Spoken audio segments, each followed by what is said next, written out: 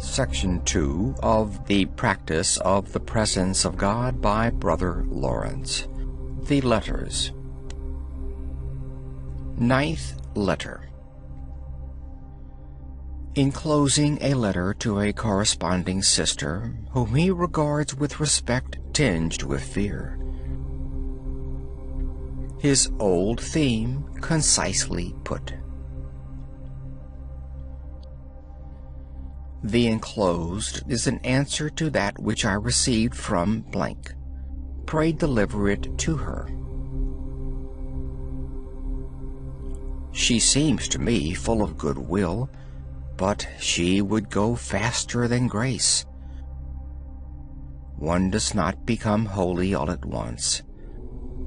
I recommend her to you.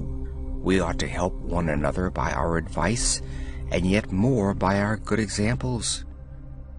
You will oblige me to let me hear of her from time to time, and whether she be very fervent and very obedient.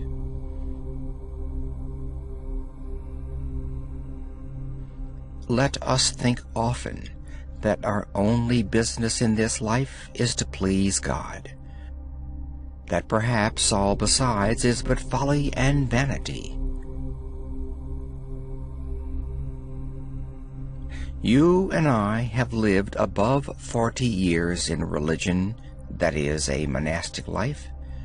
Have we employed them in loving and serving God, who by His mercy has called us to this state, and for that very end?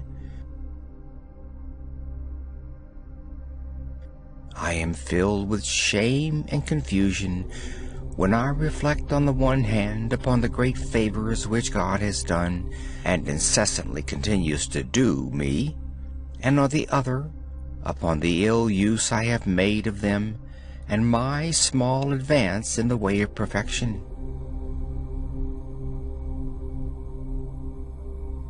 Since by His mercy He gives us still a little time, let us begin in earnest.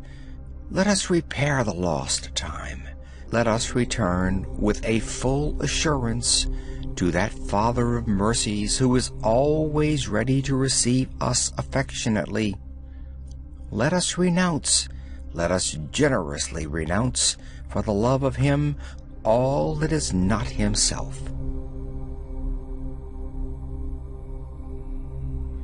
He deserves infinitely more.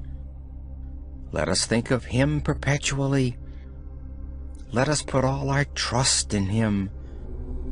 I doubt not we shall soon find the effects of it in receiving the abundance of His grace, with which we can do all things, and without which we can do nothing but sin.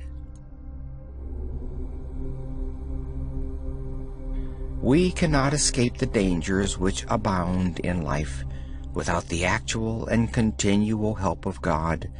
Let us then pray to Him for it continually. How can we pray to Him without being with Him? How can we be with Him but in thinking of Him often?